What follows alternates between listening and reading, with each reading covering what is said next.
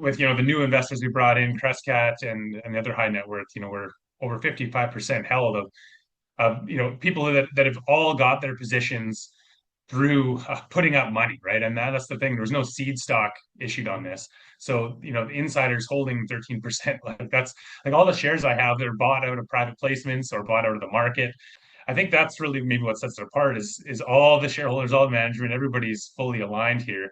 And we only have, now 45 million shares out. So we're able to just keep the burn as low as possible and put it basically all the money right into the ground to make those discoveries. Because, to us, having done it before with a number of companies, it's that discovery that really is going to create the real value. I mean, your stock can go up and down a few percent here and there on people getting interested in the story, but really where you see those multiples, that's when it's the result of drill results. So, the more money that we can spend on drilling, the more likely we are to pull those game-changing holes, and that's really what we want to see happen.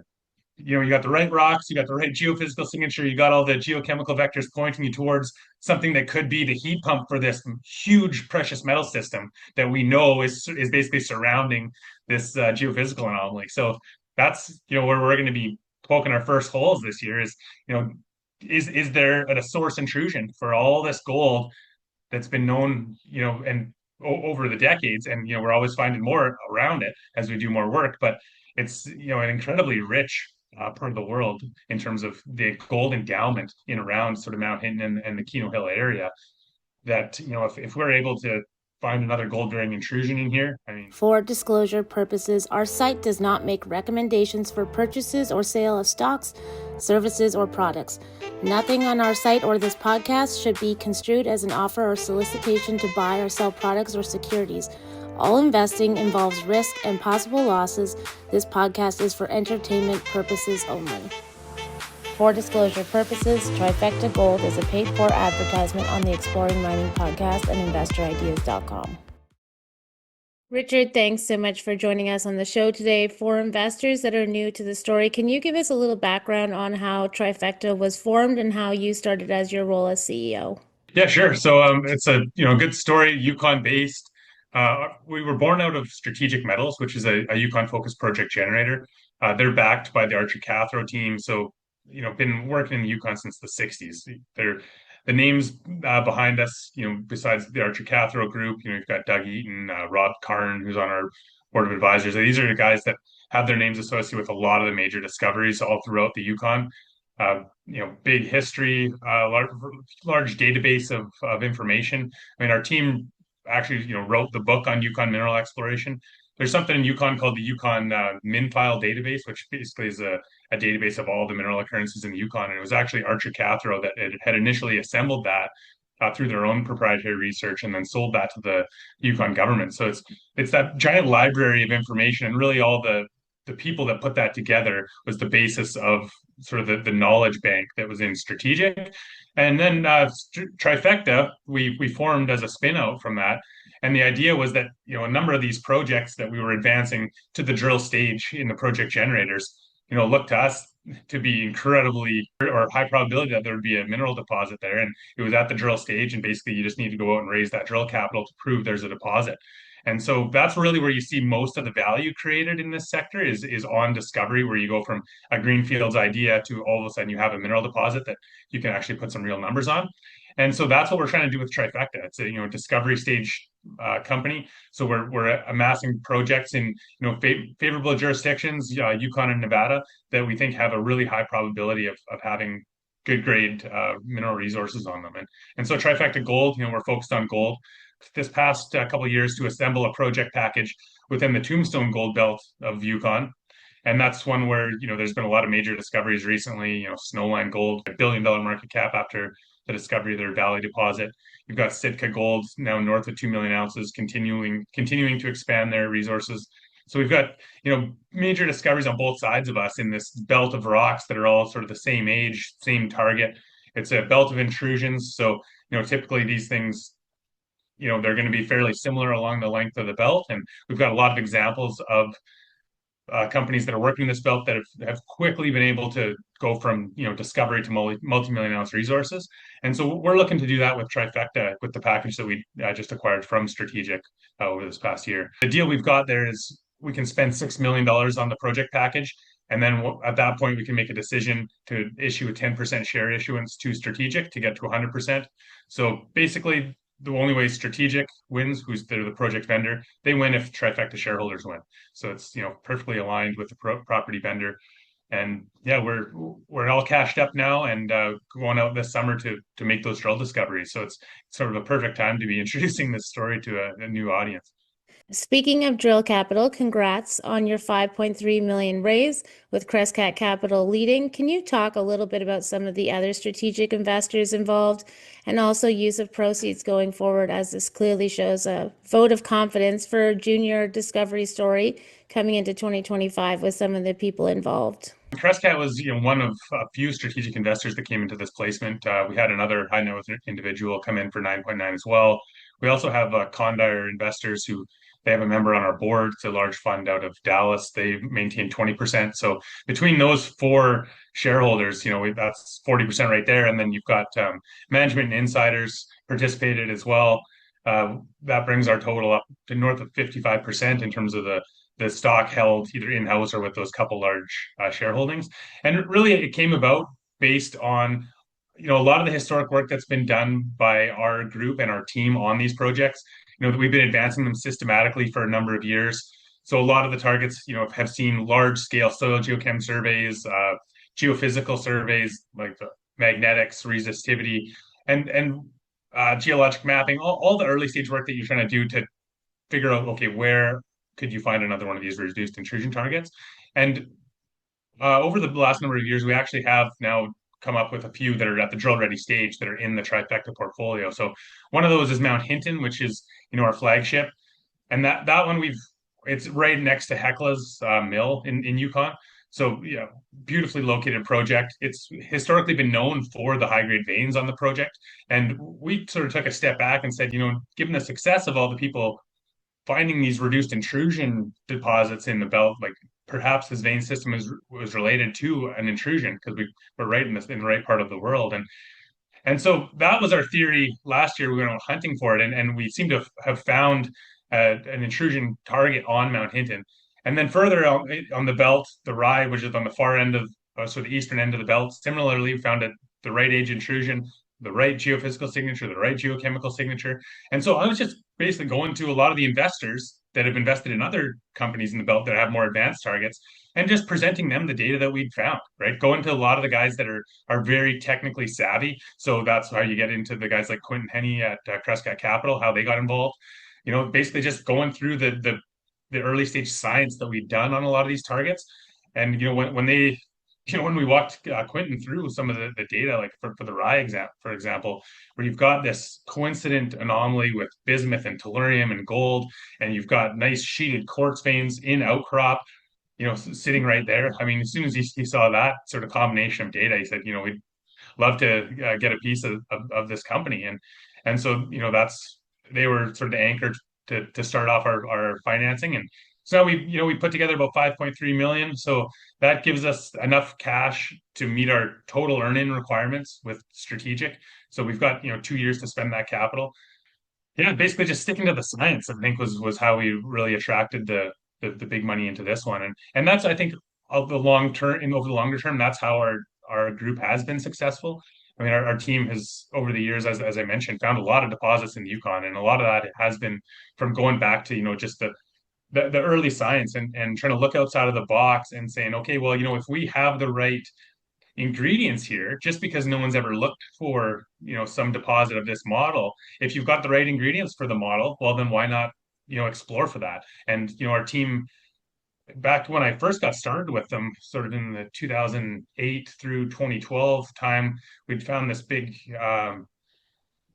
set of deposits that had never been found outside of Yukon that are, just a bit to the north of this Tombstone belt in a belt of rocks that is now known for Carlin type mineralization. And again, that belt came about as more of a science experiment. It was a type of mineralization nobody had seen in Yukon, but it was doing that good science was what drove our team to go make those discoveries. And now I think what we're doing in the Tombstone belt is we can benefit from not only the work that our team has done to assemble this package, but now that there's a number of other active players in the belt, that we can learn from, what's been working for them in terms of surveys to identify, the sweet spots in their intrusions, what sort of pathfinders do they use.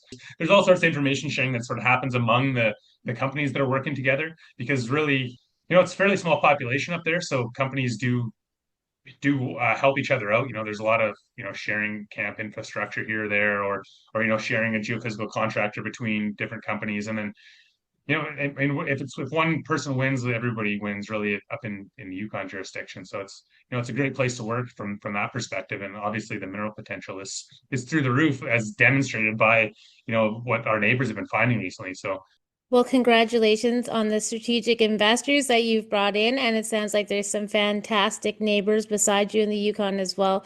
Can you elaborate a little bit on your 2024 program and some of the field work you did? I know that there was some sample surveys and magnetic survey that you did.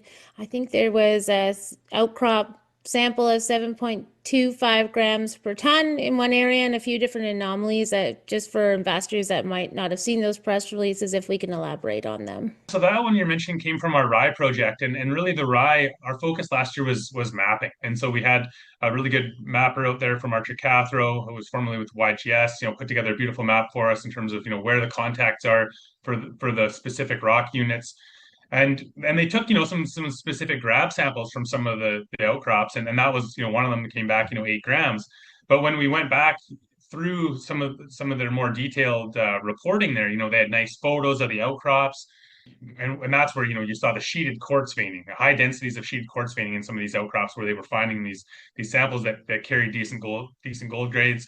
And so the implications of that is that that we could be looking at a bulk tonnage system. It might not be that you're just picking up some high grade gold vein. It's if you have a system where you've got these sheeted veins throughout an intrusion, or happening maybe in the hornfells of an intrusion. So that means basically just the cooked sediments that would be adjacent to an intrusion. And in either case, you can develop these multi-million ounce deposits. And we have evidence of those in the belt already. The Snowline deposit, which is just a little bit to the north of the Rye, that one's right in an intrusion.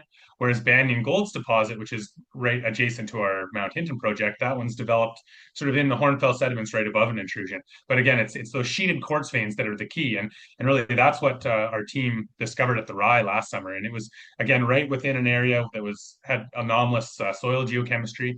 And so, yeah, the results of that mapping really what got us so excited to get out there onto the Rye again this summer. So we've got a permit in hand to go out and do some detailed channel sampling across a lot of those outcrops that were found last year, and then really refine, okay, where do we want to put our initial drill holes?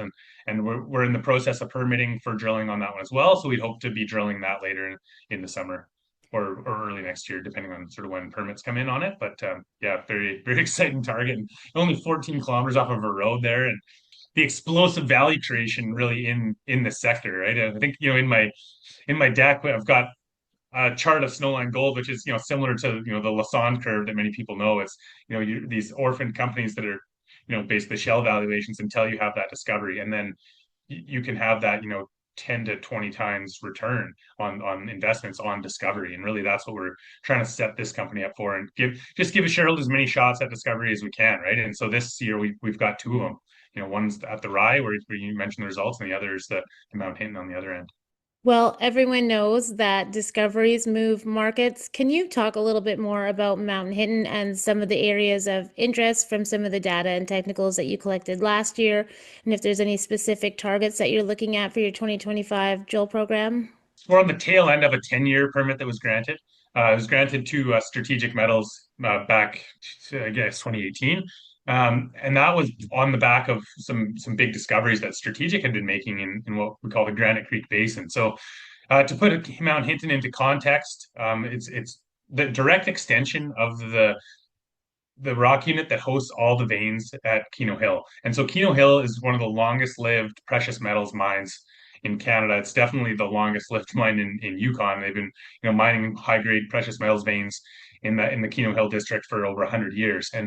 And really, Mount Hinton has been known to be part of that system. But the reason that it hasn't been the focus for miners was that we're in the gold rich part of the system.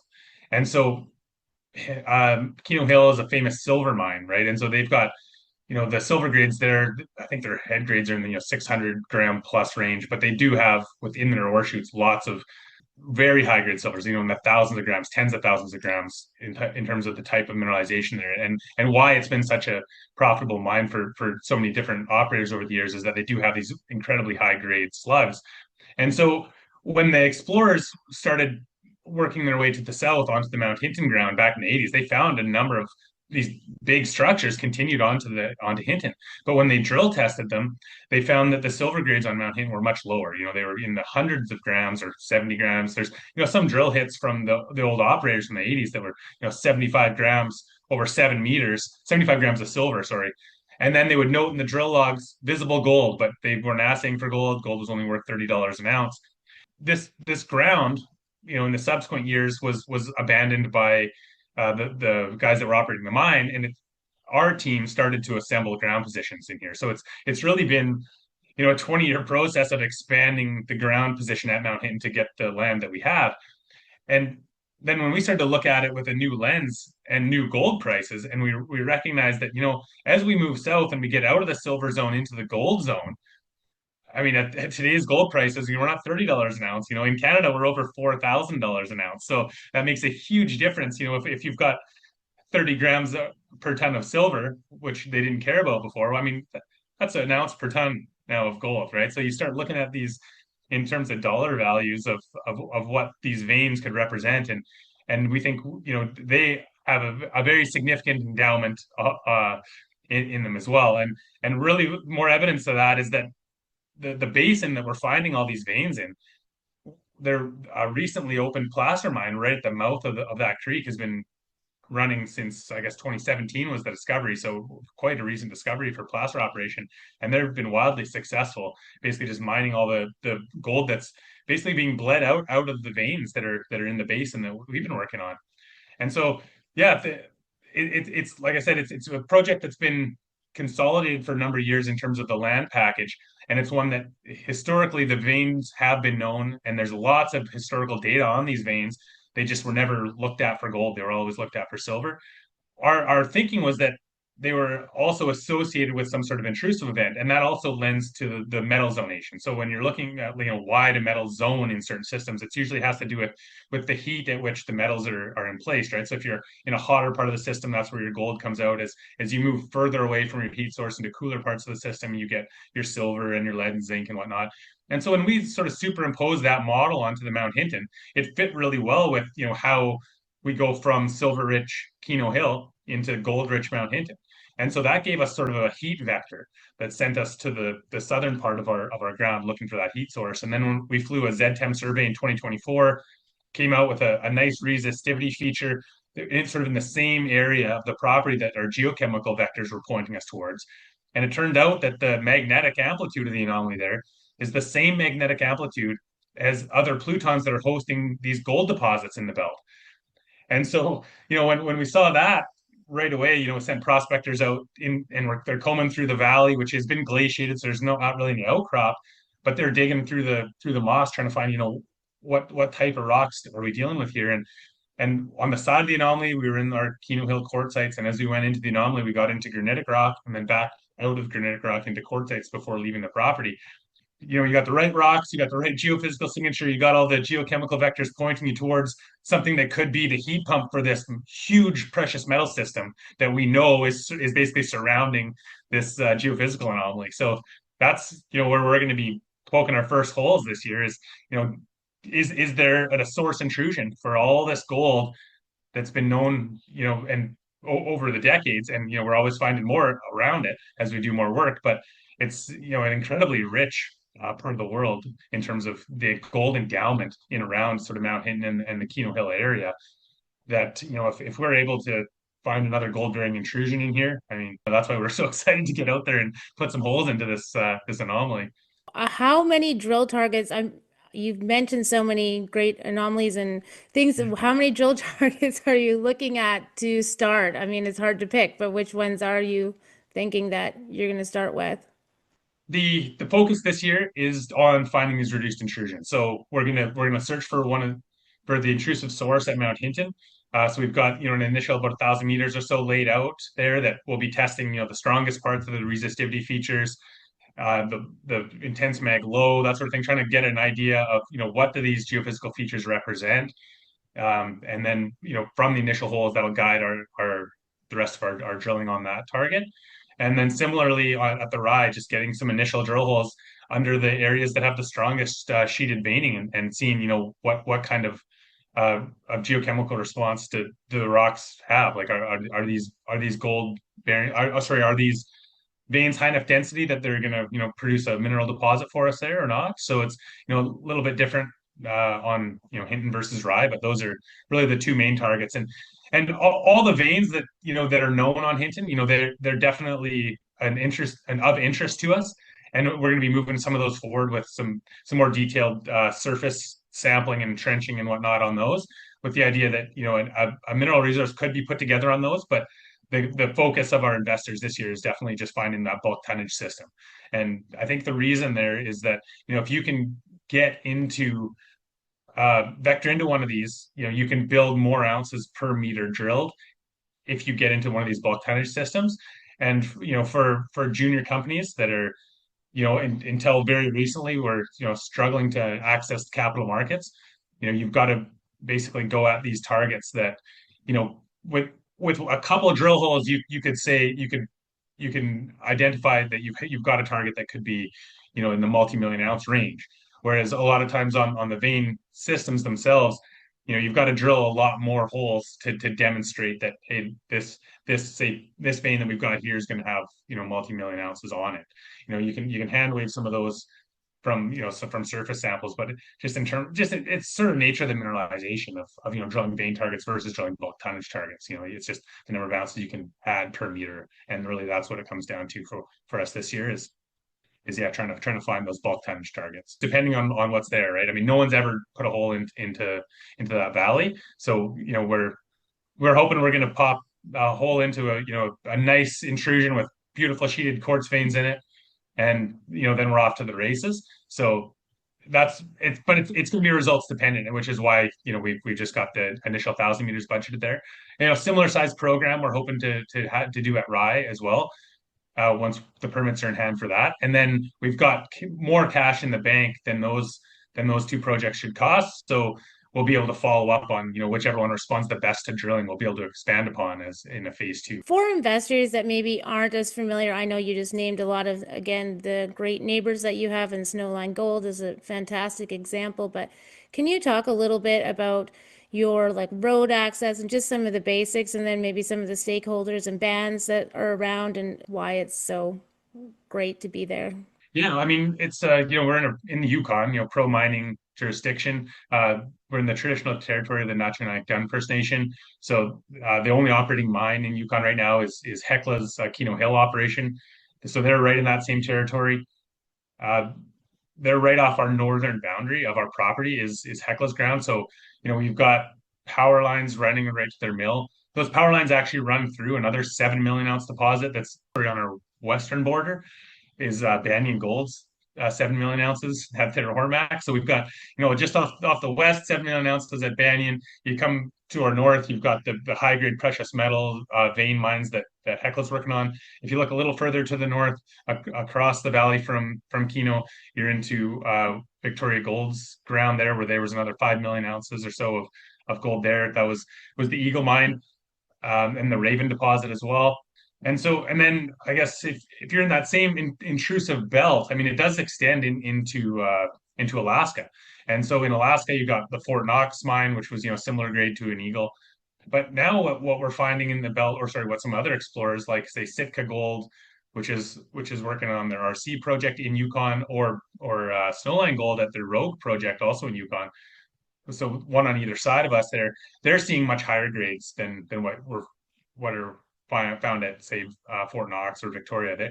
Those guys are drilling into holes where they're getting, hundreds of meters of 2+ gram mineralization. So, that's typically those reduced intrusions are, the 0.7 grams per ton gold. So if you're finding 2 gram plus material, that all of a sudden opens up the possibility to block caving and other mining methods for some deeper deposits. but it also just lends to improved economics for deposits, and the fact that now that we know that these intrusions in the Yukon portion can have much higher grades. Again, that's another reason we need to be looking for them. That is fantastic. Can you talk to us a little bit about your share structure, cash in the bank, and your burn rate? I know we've talked a little bit about your capital raise and some of these things, but I feel like your share structure is probably one of my favorite things about the whole Trifecta story. As I said, this was formed as a spin co from Strategic. So initially in 2017, all the shareholders were just Strategic Metals shareholders. The company did a couple raises to explore projects, one in Yukon, another one in Nevada that the company still actually holds. We weren't able to get traction at the time with it, so we decided, hey, let's restructure this. We've got access to this belt of targets that are in the Tombstone belt through Strategic. So if we can vend those into this, like let's set it up to win. And so we rolled it back. It was a 4-to-1 rollback last summer, brought us down to 20 million. We did a $1.5 million raise that was sort of our friends and family round, and so that was done at 15 cents. That was the lowest stock that's ever been issued on the company. Insiders, the board, Condar all took big positions in that as well. And so right now we still hold about 12% with insiders, and then Condar has another 20%. So and then the property vendors about 4.6%. And then with the new investors we brought in, Crescat and the other high net worth, we're over 55% held of people that have all got their positions through putting up money, right? And that's the thing. There was no seed stock issued on this. So, the insiders holding 13%, like that's like all the shares I have, they're bought out of private placements or bought out of the market. I think that's really maybe what sets it apart is all the shareholders, all the management, everybody's fully aligned here. And we only have, now 45 million shares out. We've had a couple warrants come in recently. So yeah, 45 million shares outstanding. It gives us about a 12 million market cap at today's pricing, and we've got over $5.5 million in the bank. So good cash position, enough cash to obviously do our initial program and then follow up on the best results. And in terms of burn rate, I mean, incredibly low burn. It's Jack Morton and I are the main two guys. Obviously, our crews expand in the summertime when we're doing work, but when we raised that 1.5 last year, and then we spent over 1.1 on exploration at Mount Hinton and Rye and Lance. And then heading into our financing this year, we still had $200,000 left in the till. So that tells you how little is spent outside of exploration on this company. So it's we're able to share some of our overhead costs, like our corporate secretary works for a couple of other companies in our group. Our CFO works for a couple of other companies in the group. So we're not carrying full freight on a lot of these other salaries and whatnot that a lot of other companies are. So we're able to just keep the burn as low as possible and put it basically all the money right into the ground to make those discoveries. Because to us, having done it before with a number of companies, it's that discovery that really is going to create the real value. I mean, your stock can go up and down a few percent here and there on people getting interested in the story, but really where you see those multiples, that's when it's the result of drill results. So the more money that we can spend on drilling, the more likely we are to pull those game-changing holes, and that's really what we want to see happen. I think investors will love that answer from you. I know you've talked a little bit about strategic as well as part of the team, but do you want to just talk the management and team and who you guys are aligned with? Obviously, you need the drill holes, but you got to be able to put them in the right place. And I think we've done a good job on that. Like I brought on Jack Morton, who was a former partner of Archer Catherine Associates, as vice president to just dedicate him to like specifically to our projects. We still are working with Archer Catherine in terms of bringing their doing project management with them. A couple of the principals there, like Dr. Steve Israel, very, very well-renowned geologist, is heading up some of their more scientific work at Archer Catherine. So he's, out at site.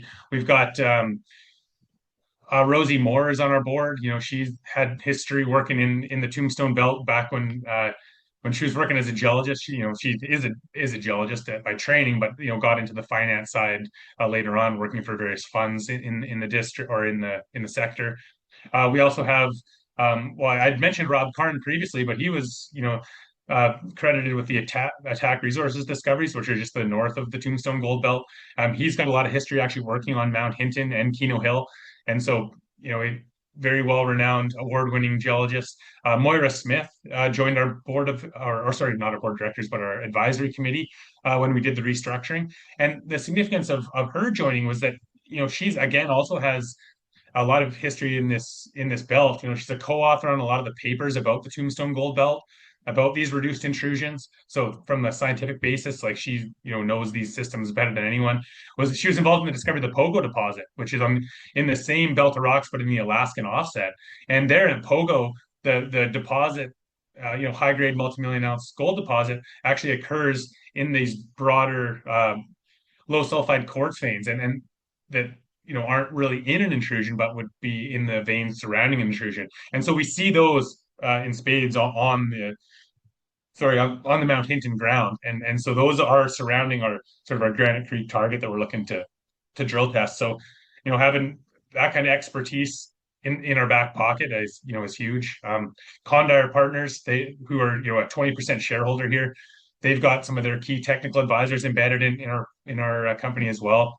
And then and so that's Fred Graybeal, who is a former chief geo with Asarco.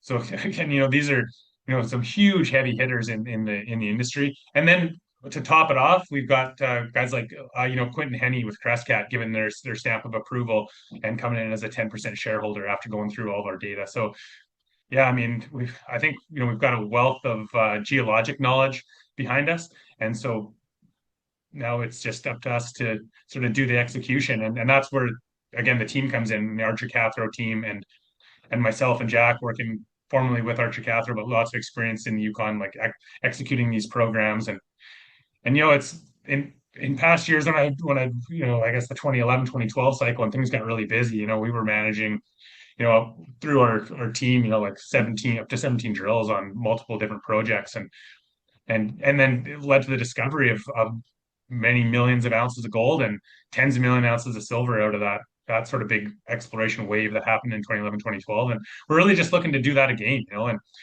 the Yukon is such a fertile ground. It's incredibly underexplored, and I know people say that all the time, but you really just have to get up to the Yukon to appreciate how underexplored it is. And yeah, it's the fact that we can have the Granite Creek target at Mount Hinton, which is within kilometers of one of the longest lived mining camps in the entire Yukon, that's never seen a drill. It's just sitting right there, road accessible now. It just blows my mind. So that was how we came up with the name Trifecta Gold back in the day. Was we had the people, the projects, and the timing, and there was a little blip of excitement in 2017. We thought that was going to be our new gold run, and I guess we were a little early in the formation, but and now we've restructured. We're basically relaunching it, and we're ready to go for this, which is turning out to be the real move in gold. It's absolutely fantastic. I feel like every box that could be checked for a junior discovery story is checked by your team, your projects, the money behind you. It's really exciting to share this story on the podcast. Richard, do you have anything in closing that you would like to say to potential new shareholders or following as we come to the close for the podcast? Follow us on Twitter, at Trifecta Gold. We're join the mailing list. We're trifectagold.com is the website, and yeah, we'll be once we get crews rolling, we'll be issuing a press release saying we got everybody out into the field here, and we're mobilized, and then yeah, keeping an eye out for results that should start coming throughout the summer. We hope to be busy all summer collecting data, and then releasing news releases throughout the fall, and yeah, looking to make a discovery, because it's you don't have to look far to see what the results of finding one of these systems can do to a company's market cap. So we're hoping to recreate that for all of our existing and new shareholders.